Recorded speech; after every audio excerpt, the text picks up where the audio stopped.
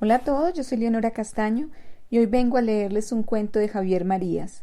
Javier Marías es un muy reconocido escritor español de mediados del siglo XX, traductor, editor, profesor universitario, autor de muchísimas importantes obras y exponente de lo que se ha llamado el hibridismo genérico o novela total, en los que en una misma novela se encuentran elementos de diferentes géneros o tradiciones literarias. Fue creador del Reino de Redonda, un país imaginario del cual es soberano. El libro que traigo hoy es Vidas escritas, en los que narra la vida ficticia o no de grandes escritores. Lo va haciendo de manera divertida y va contando la visión que se le antoja de diferentes escritores como Isaac Dinesen, Conan Doyle y muchos más. Precisamente, hoy vengo a leerles uno que me pareció muy divertido, no solo por la manera o la historia que cuenta del escritor de Henry James, sino de otros escritores que encuentra Henry James en su vida. Y dice así: Henry James de visita. De Henry James puede decirse que fue desdichado y feliz por el mismo motivo, a saber, era un espectador de la vida, apenas participaba de ella, o al menos no de sus aspectos más llamativos y emocionantes. En cambio, llevó durante muchos años una vida social intensísima y de lo más entretenida, hasta el punto de que en una sola temporada, la de 1878-79, fue invitado a cenar y aceptó 140 veces computadas. Era la época en que no había en Londres estreno ni fiesta que no se viera deslucido sin su asistencia. Sin embargo, la mayor parte de sus últimos 18 años los pasó en Lamb House, su casa provincial de Rye, donde no dejó, no obstante, de privarse de compañía. A sus 4 criados, jardinero y secretaria, se añadían numerosas visitas a lo largo de las estaciones, aunque en orden y sin promiscuidad, ya que nunca tuvo más de 2 invitados al mismo tiempo. En las cercanías vivían también algunos colegas escritores como Joseph Conrad y Ford Madox Ford, que entonces aún se apellidaba Hofer. Con el primero no tenía mucho trato, pues aunque admiraba su obra, la persona no acababa de satisfacerle, sobre todo porque, en el fondo, era polaco, católico romano, romántico y además un pesimista eslavo. Sin embargo, cuando se encontraban, se hablaban con gran pompa y admiración, y solo en francés, y cada 30 segundos James exclamaba «Mon cher confrère», a lo que Conrad respondía con la misma frecuencia «Mon cher maître». En cuanto a Ford o Hofer, mucho más joven que James, se veían casi incesantemente según aquel, pero tal vez eso era más de lo que James deseaba. Hay constancia objetiva de que en una ocasión, yendo con su secretaria, James saltó una zanja para evitar encontrárselo en la carretera de Rye, donde Hofer solía acechar su paso. Henry James era grande, casi obeso, completamente calvo y con una terrible mirada, tan penetrante e inteligente que los criados de alguna de las casas que visitaba se estremecían al abrirle la puerta, con la impresión de estar siendo atravesados hasta el espinazo. Por la calva parecía un teólogo y por los ojos un hechicero. Esto no quita para que fuera muy circunspecto y levemente humorístico en su trato con todo el mundo, como si a propósito imitara a Pickwick. Pero si algo lo molestaba, podía ser de una crueldad sin tasa y momentáneamente vengativo, aunque solo con el verbo. Sus allegados recuerdan pocas ocasiones en las que su inglés se tornara brutal y directo, pero esas pocas no han logrado olvidarlas. Por lo general, hablaba como escribía, hasta extremos desesperantes, fomentados por el hábito de dictar sus novelas durante sus últimos años. La más simple pregunta a una criada duraba en su formulación un mínimo de 3 minutos. Tal era su puntillosidad con la lengua y su horror a la inexactitud y al equívoco. Por un afán de claridad, Su habla era totalmente indirecta y oscura, y en una ocasión, para referirse a un perro y a fin de evitar el directo término, recurrió a definirlo como algo negro, algo canino. Tampoco se atrevió una vez a afirmar de una actriz que era abiertamente fea y hubo de contentarse con matizar que aquella pobre casquivana poseía cierta gracia cadavérica. Hablaba con tantos incisos y paréntesis que eso le trajo algún contratiempo. Una tarde salió a pasear por la carretera de Rye, como solía, en compañía de Hofer y otro escritor y de su perro Maximilian, que gustaba de corretear ovejas por el camino, y al que por tal motivo llevaba atada una larguísima correa que le diera amplitud de movimientos. En un momento dado, y a fin de coronar con el debido énfasis una interminable frase, James se detuvo y clavó su bastón en el suelo, y en esa postura peroró durante largo rato, mientras sus acompañantes les escuchaban en reverencial silencio, y el perro Maximilian, corriendo de un lado a otro y dando vueltas a su antojo, enredaba con su correa bastón y piernas de los caballeros, dejándolos aprisionados. Cuando el maestro concluyó su arenga y quiso proseguir el paseo, se encontró inmovilizado. Tras zafarse con dificultades, se volvió hacia Hofer con una llamarada en los ojos, alzó su bastón con reproche y le gritó: «Hofer, es usted dolorosamente joven, pero a la edad que ya ha alcanzado, si es que no antes, jugar a tales jueguecitos es una imbecilidad. Una imbecilidad».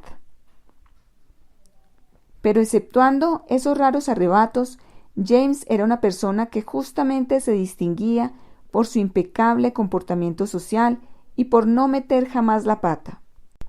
Con la misma urbanidad y estos siempre circunloquios, se dirigía a un diplomático y a un desollinador, y su curiosidad era infinita sobre cuanto acertaba a pasar ante su mirada. Quizá por eso invitaba a la confidencia, y en modo alguno desdeñaba los cotilleos de Altea mientras estuvo en Rye. Escuchaba sin cesar y hablaba sin cesar también. Llegó a oír una confesión de asesinato y llegó a pronunciarle una conferencia sobre los sombreros a un hijo de Conrad que, con 5 añitos, le había hecho una inocente pregunta acerca de la extraña forma del que él llevaba. Cuando se hallaba inmerso en una de sus novelas, podía ser muy olvidadizo y no recordar que tenía invitados a comer hasta que éstos le esperaban ya sentados a la mesa. Pero era extremadamente cuidadoso y exigente con las reglas de la hospitalidad. Y por eso con él el verdadero riesgo no estribaba en ser su huésped, sino su anfitrión, ya que a partir de las atenciones recibidas o del ambiente de un hogar sacaba conclusiones definitivas que su fabulación, además, desarrollaba con posterioridad. Y así como, por ejemplo, admiraba a Turgeniev tanto literaria como personalmente, lo veía poco menos que como a un príncipe, detestó siempre a Flaubert por haberlo recibido en bata una vez, al susodicho Turgeniev y a él. Al parecer se trataba más bien de una prenda de trabajo, lo que en francés se llamaba entonces un chándal, y seguramente por parte de Flaubert fue una manera de honrarlos y admitirlos a su intimidad. Pero para James aquello era una indudable bata, y nunca se lo perdonó. Es más, para él Flaubert era ya un hombre que lo hacía todo en bata, y sus libros eran por consiguiente un fracaso, salvo Madame Bovary, que concedía James, quizá fue escrito en chaleco. Idéntica falta cometió el poeta y pintor Rossetti, quien lo recibió con su guardapolvo.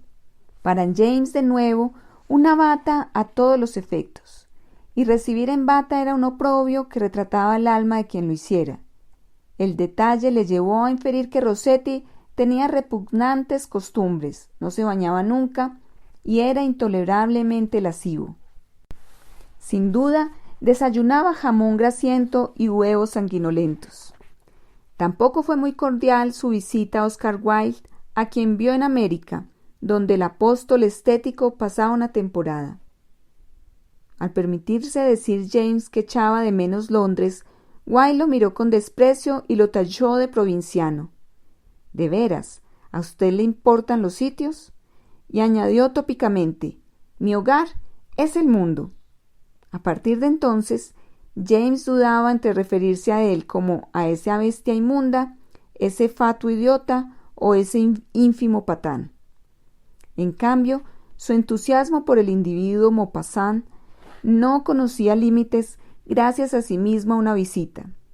El cuentista francés lo había recibido para almorzar en compañía de una mujer desnuda con un antifaz.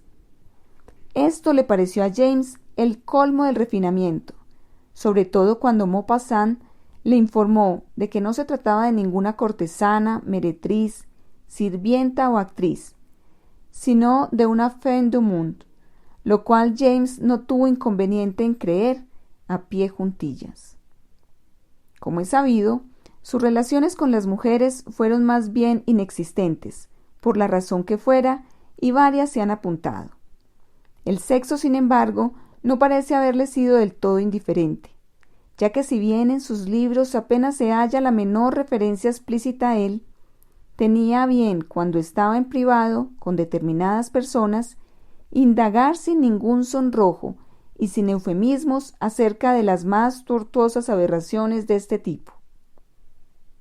Durante muchos años tuvo claro que no se casaría, por un lado, y pese a que vivió 40 años en Inglaterra, juzgaba ridícula la idea de una esposa británica. Por otro, como una vez dijo a una amiga al hablar del matrimonio: tal como estoy, soy lo bastante feliz y lo bastante desdichado, y no deseo añadir nada a ningún plato de la balanza. Casarse no era una necesidad según él, sino el último y más caro de los lujos. En todo caso, las mujeres debieron dejarle un par de sinsabores o desgracias. En una ocasión, serio y enigmático, contó a un amigo cómo en su juventud, en una ciudad extranjera, había pasado horas bajo la lluvia vigilando una ventana o aguardando la aparición de una figura en ella, o quizá un rostro que no dejó ver la lámpara, que solo brilló un segundo y luego quedó para siempre apagada. Aquello fue el fin, dijo James, y se interrumpió.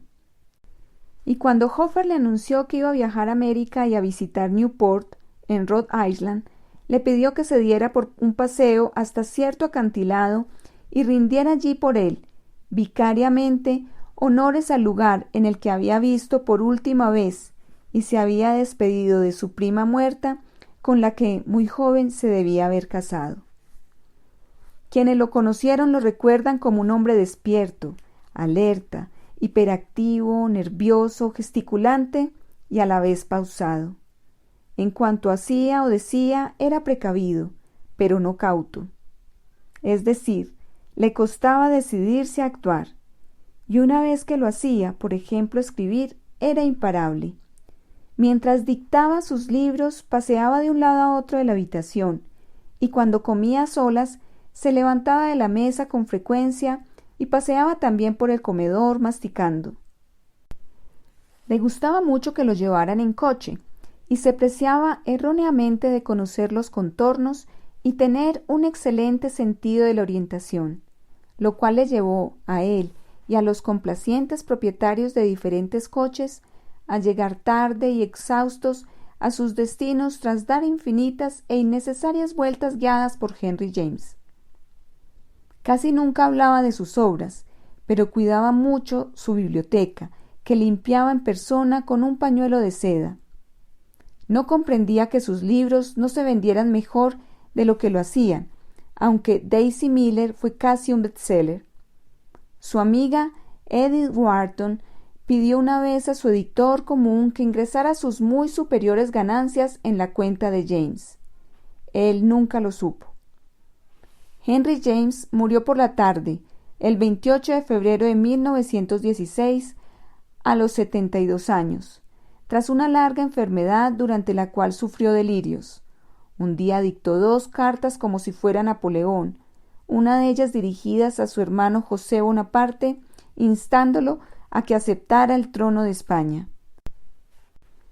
Pero meses antes, Después de un primer ataque, pudo contar al recuperarse que en el momento de caer al suelo y creer que todo acababa, había oído en la habitación una voz que no era la suya y decía: «Así que al fin ha llegado esa cosa distinguida». Y hasta aquí va el cuento. Soy Leonora Castaño y les envío un abrazo. Si les gustó el cuento, no olviden darle like y también pueden suscribirse a mi canal de YouTube, El Cuarto de Atrás, Leonora Castaño, así para que me encuentren más fácil, en donde pueden encontrar todos los audios y todos los videos que hemos hecho a lo largo de la pandemia. Muchas gracias, chao.